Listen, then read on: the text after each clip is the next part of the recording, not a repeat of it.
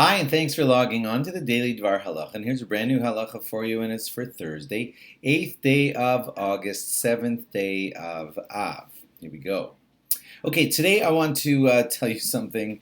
I hope it doesn't sound repetitious. I've said like a lot of times that the 9th of Av is on Shabbos, and we'll be observing the fast on Sunday, the 10th of Av, so I'm sorry if I've repeated that. But that means that some of the laws of the fast are mildly more lenient because it's a nidche. It's a fast that's pushed off from its real date, which is on Shabbos, onto Sunday, which is its pushed off date, its postponed date.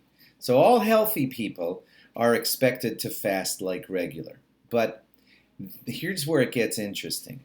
There are people who are on the outer edge of, possibly shouldn't be fasting, like they're weak, elderly, sick, I mean majorly sick. I don't mean that they have a mild headache.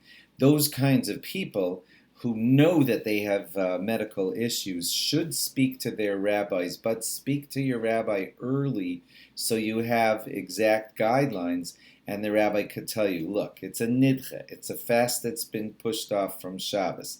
Therefore, with your condition, if you're starting to feel dizzy, blah, blah, blah, depending on their medical condition, then he can tell them different things to do. So I'm just basically encouraging you to get that straightened out with your doctor and rabbi before the fast starts so that you'll know exactly what to do. People who are dangerously ill are expected to not fast. But even when you don't fast, what does that mean? What should I do?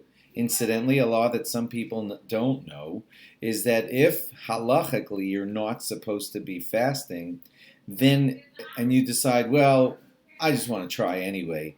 If halachically you're not supposed to be fasting, then it's prohibited for you to fast. So please be careful and find out in advance, if you have a condition, what to do with that condition, especially when the fast is a nidche.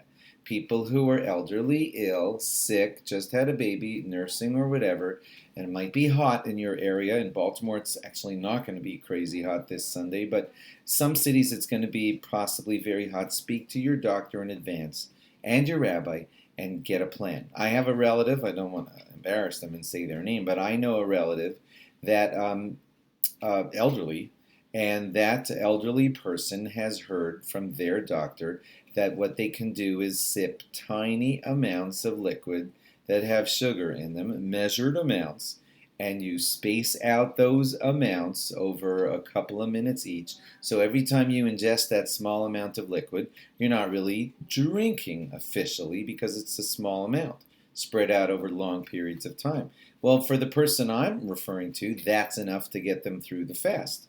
And they didn't officially break the fast in a major way because they just had sips of small amounts, that are less than the shear, less than the amount that's called eating. Okay, so don't run with this and say, oh, Rabbi Dinovitzer just said that I can just drink small amounts. You see, you have to speak to your rabbi and your doctor and say, my condition is this, and I get mild headaches. Am I allowed to take small sips? So your doctor and rabbi might say, no, you're fine. You should be fasting. So, yeah, I guess you get the point of what I'm saying. If you're on the borderline in these kinds of issues, speak to your doctor and your rabbi and get clear guidelines before, because some of you, according to the proper guidelines of a proper rabbi and doctor, might be allowed to eat a little bit, if necessary, on this postponed fast. Okay, but don't decide on your own. You got my point. Thanks for logging on. Have a great day and log on again tomorrow. Bye-bye.